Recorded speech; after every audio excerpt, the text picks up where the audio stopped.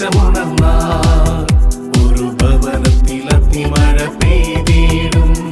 പരിശുദ്ധാത്മാവേ കൃപ ചൊരിയണമേ, പരിശുദ്ധാത്മാവേ ശക്തി പകരണമേ. പരിശുദ്ധാത്മാവ് എൻ്റെ ജീവിതത്തെ നയിക്കുന്നു. ഈ ശുശ്രൂഷയിൽ ഞാൻ പങ്കെടുക്കുന്നത് വഴി പരിശുദ്ധാത്മാവ് എൻ്റെ ജീവിതത്തെ നയിക്കുന്നു.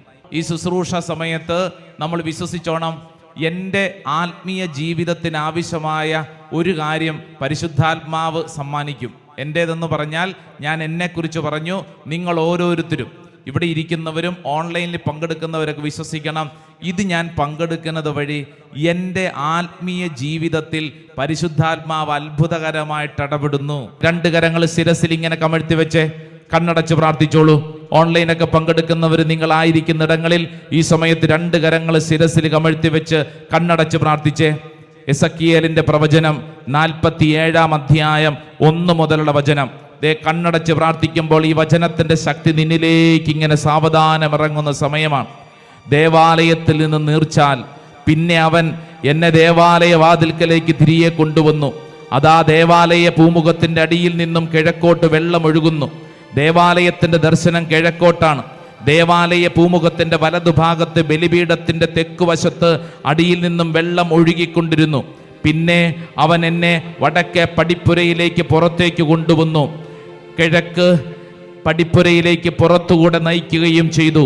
വെള്ളം തെക്കുവശത്തൂടെ ഒഴുകുകയായിരുന്നു. കയ്യിൽ ചരടുമായി അവൻ കിഴക്കോട്ട് നടന്ന് 1000 മുഴം അളന്നു. എന്നിട്ട് വെള്ളത്തിലൂടെ എന്നെ നയിച്ചു. അവിടെ കണങ്കാൽ വരെ വെള്ളമുണ്ടായിരുന്നു. പിന്നെയും അവൻ 1000 മുഴം അളന്ന് എന്നെ വെള്ളത്തിലൂടെ നയിച്ചു. അവിടെ മുട്ടോളം വെള്ളമുണ്ടായിരുന്നു. വീണ്ടും അവൻ 1000 മുഴം അളന്ന് എന്നെ വെള്ളത്തിലൂടെ നയിച്ചു. അവിടെ അരയ്ക്കൊപ്പം വെള്ളമുണ്ടായിരുന്നു. പിന്നെയും അവൻ 1000 മുഴം അളന്നു. എനിക്ക് കടന്നു പോകാൻ പറ്റാത്തൊരു നദിയായിരുന്നു അത്. വെള്ളം അത്രയ്ക്ക് ഉയർന്നിരുന്നു. നീന്താൻ വേണ്ടുന്ന ആഴമുണ്ടായിരുന്നു അതിന്. നടന്ന് അക്കരെ പറ്റാൻ വയ്യാത്ത ഒരു നദി. നടന്ന് അക്കരെ പറ്റാൻ വയ്യാത്ത ഒരു നദി. എസക്കിയേലിന്റെ പ്രവചനത്തിൽ പഠിപ്പിക്കുന്നത് ലിവിംഗ് വാറ്റർ, പരിശുദ്ധാത്മാവാകുന്ന ജീവനദിയെ കുറിച്ചാണ്. 2 കരങ്ങൾ ശിരസിൽ ഇങ്ങനെ കമഴ്ത്തി വെച്ച് പ്രാർത്ഥിക്കുന്ന സമയത്ത് എൻ്റെ പ്രിയപ്പെട്ട സഹോദരങ്ങളെ, ഈ പരിശുദ്ധാത്മാവിൽ അത് നമ്മൾ നീന്തിയാൽ പോരാ, മറിച്ച് ആ ജീവനദിയിൽ നമ്മൾ മുങ്ങി നിവരുന്ന ഒരു അഭിഷേക ശുശ്രൂഷ.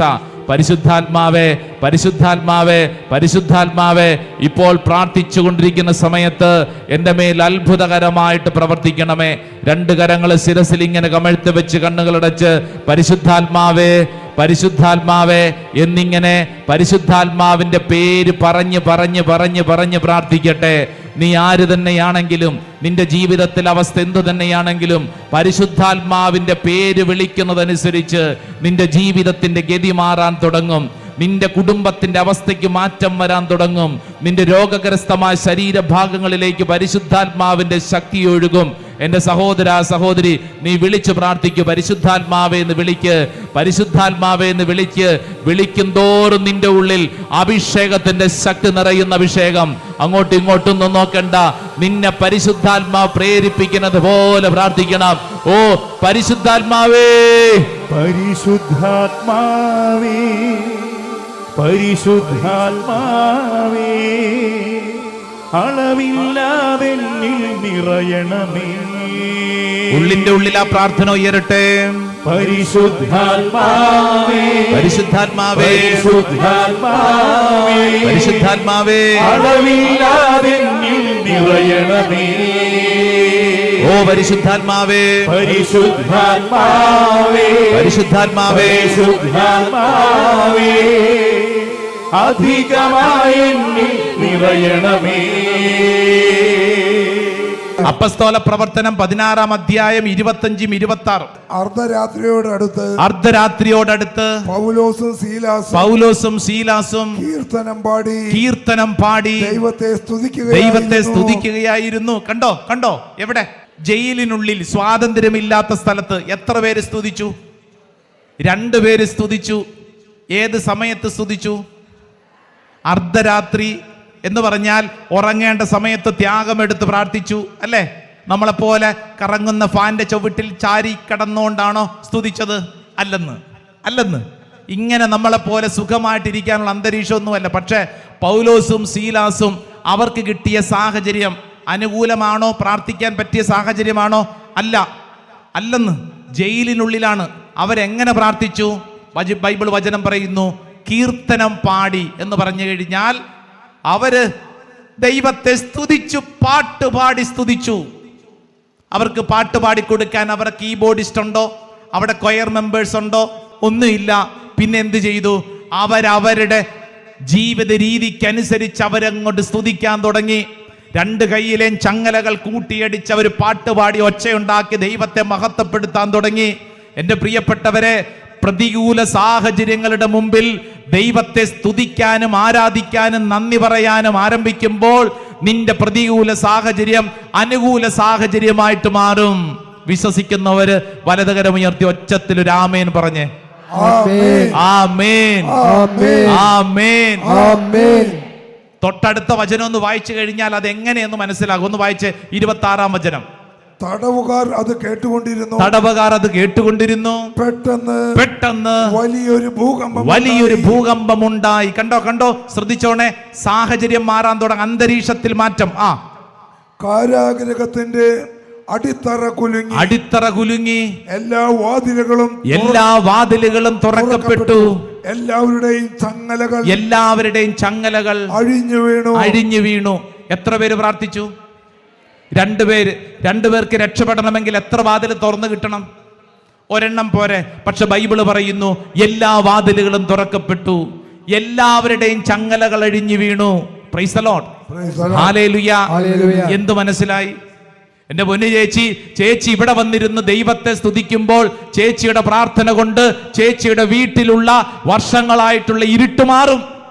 അതാണ് അതിന്റെ അഭിഷേകം. ഈ വ്യക്തിയുടെ, നിങ്ങളുടെ ഒരൊറ്റ വ്യക്തിയുടെ പ്രാർത്ഥന കൊണ്ട് നാളുകളായിട്ടുള്ള ഇരുട്ടിൽ പരിശുദ്ധാത്മാവ് പ്രകാശം തരും.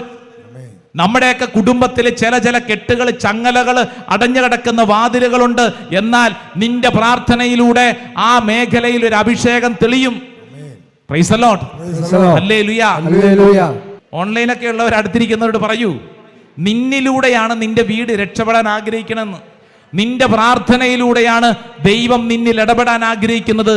ഒരു വചനം ഒന്ന് വായിച്ച് പ്രാർത്ഥിച്ചാലോ? ദാനിയേലിന്റെ പ്രവചനം 6-ാം അധ്യായം 10-ാം തിരുവചനം.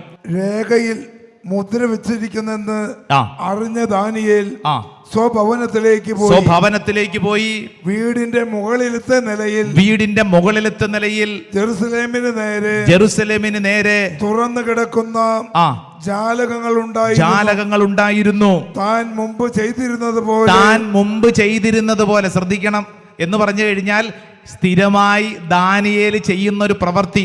എന്ത് ചെയ്തിരുന്നത് പോലെ അവൻ അവിടെ ദിവസേന 3 പ്രാവശ്യം മുട്ടിമേൽ നിന്ന് തന്റെ ദൈവത്തോട് പ്രാർത്ഥിക്കുകയും നന്ദി പറയുകയും ചെയ്തു. ദാനിയേലിനെ കുറിച്ച് ബൈബിളിൽ എഴുതിയിരിക്കുക. താൻ ചെയ്തിരുന്നത് പോലെ എന്ന് പറഞ്ഞു കഴിഞ്ഞാൽ സ്ഥിരമായിട്ട് അവനൊരു പതിവുണ്ട്. ദൈവത്തെ നന്ദി പറഞ്ഞ് പ്രാർത്ഥിക്കുന്ന, മുട്ടുകുത്തുന്ന പതിവുണ്ട്. ദൈവ തിരുമുമ്പിൽ ആരാധിക്കുന്ന പതിവുണ്ട്. ഇത് കേട്ടുകൊണ്ടിരിക്കുന്ന ഓരോരുത്തരും ചിന്തിക്കുക, ജീവിതത്തിലെ പ്രശ്നങ്ങളുടെ നടുവിൽ ഇങ്ങനെ പരാതി പറഞ്ഞുകൊണ്ടിരുന്നാൽ മതിയോ? പിറുപിറുത്തോണ്ടിരുന്നാൽ മതിയോ? ആ പിറുപിറുപ്പിനെ ഒരു ആരാധനയാക്കി മാറ്റണം. ദൈവത്തിന് സാക്ഷ്യം കൊടുക്കുന്ന ഒരു അനുഭവത്തിലേക്ക് ഉയരണം.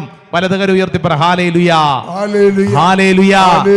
ഇത് തിരിച്ചറിഞ്ഞത് കൊണ്ടാണ് സങ്കീർത്തകനായ ദാവീദ് സങ്കീർത്തനം 95 വരുവിൻ നമുക്ക് കർത്താവിന് സ്തോത്രം ആലപിക്കാം, നമ്മുടെ ശിലയെ സന്തോഷപൂർവ്വം പാടി പുകഴ്ത്താം, കൃതജ്ഞതാ സ്തോത്രത്തോടെ അവിടുത്തെ സന്നിധിയിൽ ചെല്ലാം, ആനന്ദത്തോടെ സ്തുതിഗീതങ്ങൾ ആലപിക്കാം. ഹല്ലേലൂയാ, ഹല്ലേലൂയാ, ഹല്ലേലൂയാ.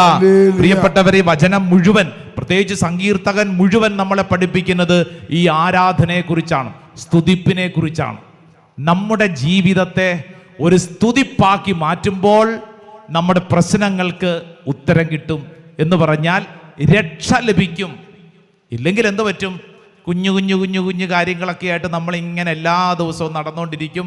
നമ്മൾ ഭാരപ്പെട്ടുകൊണ്ടിരിക്കും. ആ ഭാരം ഒന്ന് മാറി മറ്റൊന്ന് മാറി മറ്റൊന്ന് മാറി അതിങ്ങനെ കറങ്ങിക്കൊണ്ടിരിക്കും. നമുക്ക് ചെയ്യേണ്ട, ഒരു സത്യക്രിസ്ത്യാനി ചെയ്യേണ്ട വളരെ പ്രധാനപ്പെട്ട കാര്യം ദൈവത്തെ സ്തുതിക്കാനും ആരാധിക്കാനും നന്ദി പറയാനുമുള്ള ഒരു മനസ്സ്. അതുകൊണ്ട് ഇന്നത്തെ ദിവസം ഒരു തീരുമാനമെടുക്കണം. ദൈവത്തെ ആരാധിക്കാനും സ്തുതിക്കാനും നന്ദി പറയാനുമുള്ള തീരുമാനം. 2 കരങ്ങൾ സ്വർഗത്തിലേക്ക് നന്നായിട്ടൊന്ന് ഉയർത്തിപ്പിടിച്ചേ. ഇനിയുള്ള നമ്മുടെ ജീവിതത്തിൽ ഒരു വലിയ തീരുമാനം. നമുക്ക് ഒത്തിരി സങ്കടങ്ങളുണ്ട്, പ്രതിസന്ധികളുണ്ട്, പരാതികളുണ്ട്, പിറുപിറുക്കുന്ന അവസ്ഥയുണ്ട്. അതിനെ എല്ലാത്തിനെയും ആരാധനയാക്കി ഉയർത്തുമ്പോൾ ആ പ്രശ്നത്തിൽ ഒരു ഉത്തരം കിട്ടും. 2 കരങ്ങൾ സ്വർഗത്തിലേക്ക് ഉയർത്തിപ്പിടിച്ച് കണ്ണുകളടച്ച് എല്ലാവരും യേശുവേന്ന് വിളിച്ചൊന്ന് സ്തുതിക്കട്ടെ. നാവ് തുറന്ന് സ്തുതിക്കട്ടെ. ഓ ദൈവത്തിന്റെ ആത്മാവ് ഈ ശുശ്രൂഷ സമയത്ത് ദൈവിക ശക്തി ദൈവജനത്തിലേക്ക് വെളിപ്പെടട്ടെ. എല്ലാ തടസ്സങ്ങളും കർത്താവിന്റെ ആത്മാവ് എടുത്ത് മാറ്റട്ടെ. ഒരു പുതിയ അഭിഷേകം, ഒരു പുതിയ ശക്തി ദൈവജനത്തിലേക്ക് വെളിപ്പെടട്ടെ. Hallelujah, hallelujah, hallelujah, hallelujah. ആരാധന, ആരാധന, ആരാധന, ആരാധന. Hallelujah, hallelujah, hallelujah. സ്തുതിക്കാനും ആരാധിക്കാനും നന്ദി പറയാനുമുള്ള തീരുമാനം. പറഞ്ഞേ, സ്തുതിക്കാനും ആരാധിക്കാനും നന്ദി പറയാനുമുള്ള തീരുമാനം. എൻ ദേശമുണർന്നാൽ ഒരു ഭവനത്തിൽ അഗ്നിമഴ പെയ്തിടും. പരിശുദ്ധാത്മാവേ കൃപ ചൊരിയണമേ, പരിശുദ്ധാത്മാവേ ശക്തി പകരണമേ.